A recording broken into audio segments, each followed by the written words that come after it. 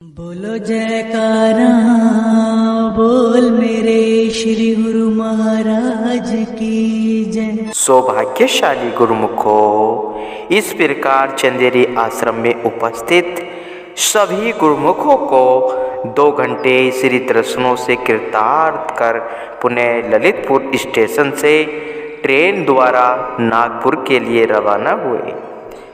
नागपुर के मार्ग में कई स्टेशनों पर गुरुमुखों को जहाँ जहाँ विदित हुआ वे अपने श्रद्धा के पुष्प लेकर श्री दर्शन पर निहाल होने लगे। ऐसे ही भोपाल स्टेशन पर कुछ प्रेमी जन आए। उन्होंने ट्रेन में जाकर श्री दर्शन एवं वचनों का लाभ प्राप्त किया। ट्रेन की सीटी बजने पर सब नीचे उतर आए। वहाँ पर स्टेशन मास्टर ने अचानक ही अपने कक्ष की खिड़की से बाहर झांका तो एकदम सब कुछ छोड़कर दीवानों की भांति भागने लगा। ट्रेन धीरे धीरे चलते हुए तेज होने लगी। संगत भागते भागते रुक गई, परंतु स्टेशन मास्टर हाँफते हुए अभी भी भाग रहा था। श्री सद्गुरु महाराज जी ने अपना कर कमल बाहर निकाला। ट्रेन वहीं रुक गई। वह भागते हुए प्लेटफॉर्म पर गिर गया और जैसे ही लोग उसे उठाने के लिए भागे, वह शीघ्र ही उठ खड़ा हुआ और श्री सद्गुरु जी महाराज जी के पास पहुंच गया। विनय की प्रभु, मुझसे ऐसा क्या अपराध हुआ है जो दर्शन दिए बिना जा रहे थे? श्री वचन हुए, प्रेमी, तेरे प्रेम ने करिश्मा कर दिखाया कि ट्रेन को रुकना पड़ा। वह अगले स्टेशन तक श्री चरणों में बैठा रहा और श्री दर्शन कर कृतार्थ हुआ। इधर उसी समय रेलवे कर्मचारियों में भगदड़ मच गई कि दूसरी पटरी पर आती रेल अचानक तीसरी पटरी पर कैसे पहुंच गई। यह क्या है? एक बहुत बड़ा हादसा टल गया। किसी ने कहा है कि एक दिव्य शक्ति ने हाथ देकर इस ट्रेन को यहीं रोक दिया था। सब मिलकर श्री गुरु महाराज जी का कोटि कोटि धन्यवाद करते हुए कहने लगे कि अभी श्री आनंदपुर के श्री गुरु महाराज जी ने ही अपनी कृपा से यह कल्याण का कार्य किया है। इस प्रकार ट्रेन नागपुर में पहुंची। महात्मा जी एवं संगतों ने महाप्रभु जी का भव्य स्वागत किया। श्रीकार आश्रम के बाहर पहुंची। ढोल नगारे भक्तों के प्रेम हुलैरे रंग बिरंगी वेशभूषा में खुशी का पैगाम सुना रहे थे। श्री सद्गुरु महाराज जी मुस्कुराए हुए सबकी ओर निहारते हुए आशीर्वाद से निहाल कर रहे थे। वहाँ पर विदेश से आई हुई संगत भी दिव्य दर्शनों के नज़ारे से स्वयं को माला माल कर रही थी। महाप्रभु जी ने आश्रम में प्रवेश किया। श्री मंदिर में सबको श्री दर्शन देकर कमरे में चले गए। कुछ समय पश्चात श्री दर्शन खुले। जयकारों के घोष ने मानो त्रिलोकी को गुंजा दिया। विदेश से आए हुए गुरुमुख प्रेमियों का दिल प्रेम की लहरों में डूबा जा रहा था। उन्होंने श्री चरणों में विनय की, प्रभु, यह दिव्य दर्शन, ऐसी खुशी भरे नजारों व प्रेम के हुलैरों से अब शीघ्र ही विदेश की भूमि पर पधार कर कृतार्थ करने की कृपा करे नाथ।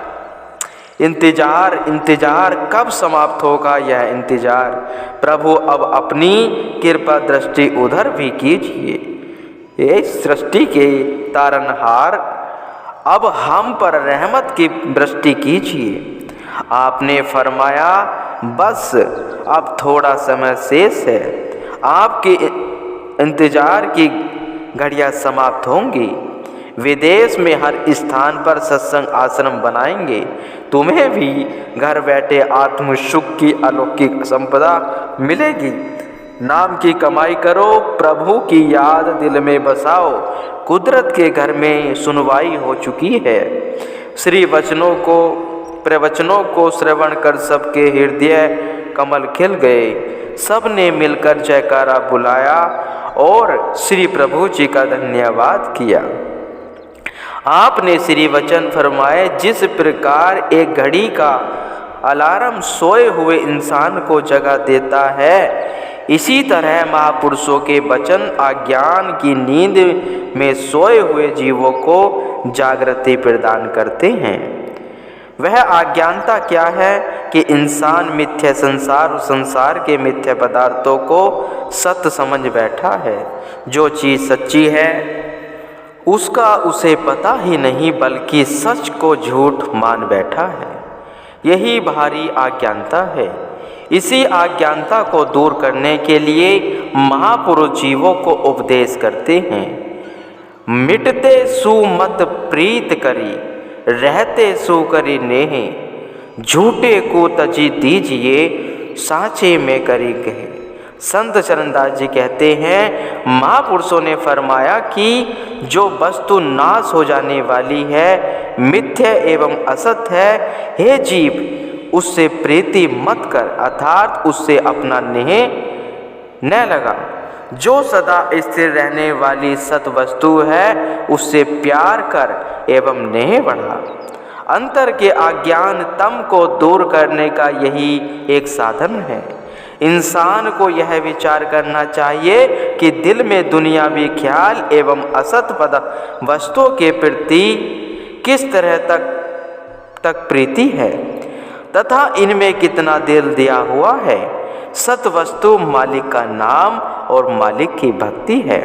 उसमें कितना दिल दिया है अपने अनुभव से स्वयं ही हानि लाभ का पता चल जाता है। यदि इंसान दुनिया की ओर दृष्टिपात करे और चाहे कि अपनी बुद्धि व चतुराई से यह जान ले कि कौन सी वस्तु सत्य है और कौन सी असत, तो वह यह निर्णय नहीं कर सकता। महापुरुषों ने अटल निर्णय बता दिया है कि सारा संसार असत है, शरीर भी असत है, नाम सत जग झूठ है, सूरत शब्द पहचान। जहाँ तक संसार की ओर दृष्टि जाती है वह सब नाश्वर है, नाश्वर होगा और नाश्वर ही रहेगा। इंसान किसको सत्य कहे और यह उसकी समझ में बाहर है। जीव को जब भाग्य से सत्पुरुषों की संगति मिल जाती है तभी यह विचार उत्पन्न होता है। बुद्धि से माया का पर्दा दूर हो जाता है और अज्ञानता की निद्रा से जाग जाता है। जब सत्य का ज्ञान हो जाता है तो इंसान अपने काम में लग जाता है। प्राय संसार का रुझान असत की ओर है। यदि इंसान इसी प्रकार असत की ओर लगा रहा तो क्या प्राप्त होगा? सारा जीवन इसी तरह व्यतीत हो जाएगा, परंतु हाथ कुछ भी नहीं आएगा। बड़े बड़े विद्वान, उच्च स्त्रीय, धनवान कितने ही शान शौकात वाले हों, परंतु महापुरुषों की दृष्टि में उनके पल्ले कुछ भी नहीं है। दुनिया की दशा को देखकर संत फरमाते हैं, महापुरुषों ने फरमाया कि जो वस्तु हीरे रत्नों समान कीमती है, अर्थात मालिक की भक्ति और मालिक के सच्चे नाम को छोड़कर इंसान झूठे संसार के सामानों में दिल लगा बैठा है। जो वस्तु यहाँ रह जानी है उसके लिए परिश्रम करता है और मालिक का नाम जो साथ जाना है उसकी चिंता ही नहीं। अज्ञानता के अंधेरे में पड़े हुए जैसे जीव का कल्याण क्यों कर होगा। अब गुरुमुख स्वयं अनुभव करे कि आपके कितने ऊंचे भाग्य हैं जिनकी झूठ की ओर पीठ और सच की ओर मुख है, अर्थात सत्यता के मार्ग पर अग्रसर है। संसार की संगति में न झूठ छूट सकता है और न सच ग्रहण किया जा सकता है। सारी दुनिया झूठ में ग्रस्त है, फिर सत्य मार्ग कौन बतलाएं? सत्य से मिलाप कराना, सत्य की कमाई कराना, यह सत्पुरुषों की संगति में ही उपलब्ध हो सकता है। इसलिए वही भाग्यशाली है जिन्हें सत्पुरुषों की संगति मिल गई है। जब इंसान प्रकाश में आता है तो वह पड़ी सभी वस्तुएं स्पष्ट दिखाई देती हैं। अंधेरे में किसी भी वस्तु को नहीं देखा जा सकता और न ही जांच कर सकता है। प्रकाश में ही सब कुछ दिखाई देता है। सत्पुरुषों की संगति में आने से ही उसे यह विदित होता है कि भक्ति और नाम की कमाई कितनी लाभदायक वस्तु है जो इस समय प्राप्त हो रही है। महापुरुषों ने ऐसे नियम निर्धारित किए हैं जो भक्ति द्वारा भक्त को भगवान से मिलाने के साधन हैं। इन साधनों की जो कमाई करता है वह लक्ष्य को पा लेता है। इस प्रकार नागपुर में सत्संग प्रवाह एवं श्री दर्शन से सबको माला माल कर आप पुनः श्री आनंदपुर लौट आए। प्रत्येक पर्व के कार्यक्रम अनुसार आपने संगतों को समय देते हुए प्रवचन फरमाए। संसार में जड़ अथवा चेतन, स्थूल अथवा सूक्ष्म, वर्तमान विश्व में जितनी भी वस्तुएं हैं सबके अंदर कोई न कोई विशेषता है पाई जाती है। उन सब पदार्थों का कोई न कोई उद्देश्य है। ये सब पदार्थ भोग सामग्री मनुष्य के उपयोग के लिए ही बनी है। मनुष्य इन सब को अपनी अपनी इच्छा के अनुसार प्रयोग में लाता है। यदि जीव भोग विलास और सामग्री इकट्ठी करने में जुट जाए और केवल आमोद प्रमोद में ही सारा समय गवा दे तो क्या लाभ हुआ। संत सहजोबाई जी का वचन है, आया जगत में क्या किया, तन पाला के पेट, सहजो दिन धंधे गया रेन गई सुख लेट। हे मनुष्य, तूने जगत में आकर कौन सा कार्य किया है? यदि मात्र शरीर का पालन पोषण ही किया, खाली पेट को भरने के धंधों में दिन गवाता रहा और रात को आराम से सोता रहा तो निश्चय ही तूने अपना वास्तविक काम नहीं किया। हे जीव, यदि तूने स्वादिष्ट भोजन खाकर और अति सुंदर वेशभूषा पहनकर तन बदन को सजा लिया तो क्या हुआ। स्मरण रख, जीवन का ध्येय यह नहीं है। तुझे भविष्य पर भी ध्यान रखना चाहिए क्योंकि संसार के पदार्थ नाशवान हैं। यद्यपि तेरे पास उचित पदवी है, धन ऐश्वर्य है, बाहुबल है, परंतु इनका अभिमान न कर। ये सदा रहने वाली नहीं है, क्षणभंगुर है। अतः बुद्धिमान का कर्तव्य है कि वह विचार करे कि जीवन का उद्देश्य क्या है, ईश्वर ने इसे किस लिए भेजा है। इसका उत्तर संतों से मिलता है। महापुरुष डंके की चोट पर कहते हैं कि हे जीव, मनुष्य देही प्रभु से मिलने का एक दुर्लभ अवसर है। यदि यह घड़ी हाथ से निकल गई तो पश्चाताप रह जाएगा। जैसे नहरी प्रदेशों में प्राय देखा जाता है, किसान लोग मिलकर अपने अपने भाग के पानी की बारी नियत कर लेते हैं। हर किसान को अपनी बारी का ध्यान होता है और वह सतर्क होकर अपनी बारी का पूरा लाभ उठाता है। अगर वह आलस्य कर जाए तो कड़ी मेहनत से की गई खेती शुष्क रह जाएगी और उसकी वर्ष भर की मेहनत निष्फल हो जाएगी। इसी प्रकार जीव को जो मनुष्य जन्म का अवसर प्राप्त हुआ है, यह बार बार हाथ नहीं आता।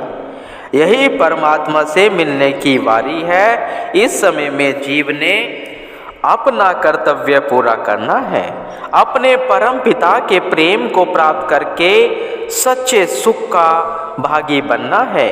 इसे प्रमाद में नहीं गुजारना। विश्व में कई प्रकार के विद्यालय और महाविद्यालय खुले हुए हैं। उनमें विज्ञान की उच्च शिक्षा कई प्रकार की कलाओं का ज्ञान और अनेक प्रकार की पदवियां मिलती हैं, किंतु उनका उद्देश्य शारीरिक सुख तक ही सीमित है। उनसे सच्ची शांति प्राप्त होने की जगह व्याकुलता बढ़ती जा रही है। जीव को यह कौन समझाए कि सच्चा सुख केवल महापुरुषों की संगति से मिलता है। मेरे माहू जी सत्संगति मिले सीतरिया, गुर प्रसादी परम पदुआ पाए सूखे कासट हरिया। गुरुवाणी में कहा है, सत्पुरुषों की संगति से मनुष्य के सोए हुए भाग्य जाग पड़ते, जिससे वह अनियाज भवसागर से पार उतर जाता है। सत्पुरुषों की कृपा से उसे परम पद की प्राप्ति होती,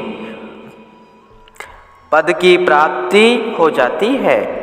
जैसे सूखे पौधे पर वर्षा होने से फिर से हरियाली आ जाती है, इसी प्रकार मनुष्य के हृदय में विवेक, विचार और ज्ञान के पैदा होने पर पता चलता है कि जीवन का उद्देश्य क्या है। ऐसी अमूल्य देही को प्राप्त कर क्या इसे धंधों, विषय, भोगों और शरीर की पूजा में खो देना है? नहीं नहीं, गुरुमुख इस सुदुर्लभ अवसर का पूरा लाभ उठाते हैं। यह ठीक है कि संसार के धंधे भी करने हैं, क्योंकि उनके बिना शारीरिक निर्वाह नहीं होता, किंतु जीवन के सर्वोत्कृष्ट कर्तव्य को ध्यान में रखते हुए उस पर भी आचरण करना है।